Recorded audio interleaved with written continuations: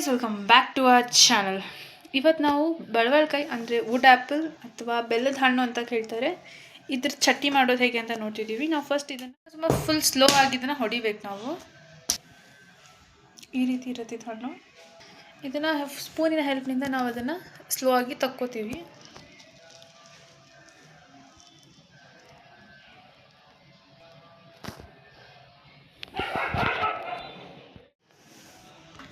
ನಾವು ಹಣ್ಣು ಕಟ್ ಮಾಡ್ಕೊಂಡಿದ್ದೀವಿ, ಅದರಲ್ಲಿ ನಮಗೆ ಸ್ವಲ್ಪ ಕಾಯಿ ಮತ್ತು ಹಣ್ಣು ಸಿಕ್ಕಿದೆ. ನಾವು ಹಣ್ಣನ್ನು ತಿನ್ನೋದಕ್ಕೆ ಮಾಡ್ಕೊಳ್ತೀವಿ, ಇದು ಚಟ್ನಿ ಮಾಡ್ತೀವಿ.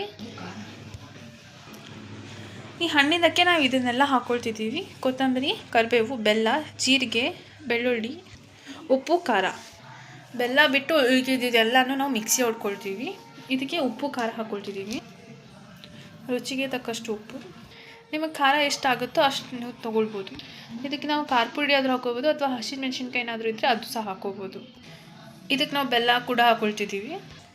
ಬೆಲ್ಲ, ಉಪ್ಪು, ಖಾರ ಹಾಕ್ಕೊಂಡು ನಾವು ಇದನ್ನು ಮಿಕ್ಸ್ ಮಾಡ್ಕೊಳ್ತೀವಿ. ಇದನ್ನೆಲ್ಲ ಮಿಕ್ಸಿ ಹೊಡ್ಕೊಳ್ಬೇಕು.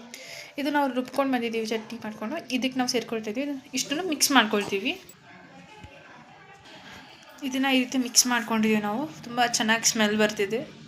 ಇದು ಆರೋಗ್ಯಕ್ಕೆ ತುಂಬ ಒಳ್ಳೆಯದು. ಎಲ್ಲರೂ ಮನೇಲಿ ಇದನ್ನು ಟೇಸ್ಟ್ ಮಾಡಿ ಒಂದು ಸತಿ ಟ್ರೈ ಮಾಡಿ. ಅದೇ ಹಣ್ಣಿನ ಕಾಯಿ ಇದು, ಅದು ಹಣ್ಣಾಗಿದ್ದು, ಇದು ಸ್ವಲ್ಪ ಕಾಯಿ ಇತ್ತು. ಇದಕ್ಕೆ ನಾವು ಬೆಲ್ಲ ಸೇರಿಸ್ಕೊಳ್ತಾ ಇದ್ದೀವಿ. ಇದಕ್ಕೆ ನಾವು ಸ್ವಲ್ಪ ಉಪ್ಪು ಸೇರಿಸ್ಕೊಳ್ತೀವಿ, ಸ್ವಲ್ಪ ಖಾರ ಪುಡಿ ಹಾಕ್ಕೊಳ್ತಿದ್ದೀವಿ. ಇದಕ್ಕೆ ಸ್ವಲ್ಪ ಹಿಂಗೆ ಹಾಕ್ಕೊಳ್ತೀವಿ. ಸ್ವಲ್ಪ ಗ್ಯಾಸ್ ಮೇಲೆ ಇಟ್ಟು ಇದನ್ನು ಬೇಯಿಸ್ತೀವಿ, ಅಂದರೆ ಸ್ವಲ್ಪ ಚಟ್ನಿ ಚೆನ್ನಾಗಿ ಬರುತ್ತೆ ಅಂತ. ಇದು ಈ ರೀತಿ ಆಗಿದೆ.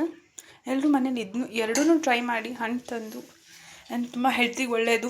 ಎಲ್ಲರೂ ಟ್ರೈ ಮಾಡಿ ಹೇಗಾಯಿತು ಅಂತ ಕಮೆಂಟ್ ಮಾಡಿ ಹೇಳಿ. ಎಲ್ಲರೂ ನಮ್ಮ ಚಾನಲ್ಗೆ ಲೈಕ್ ಮಾಡಿ, ಶೇರ್ ಮಾಡಿ, ಕಮೆಂಟ್ ಮಾಡಿ ಹಾಗೂ ಸಬ್ಸ್ಕ್ರೈಬ್ ಮಾಡಿ.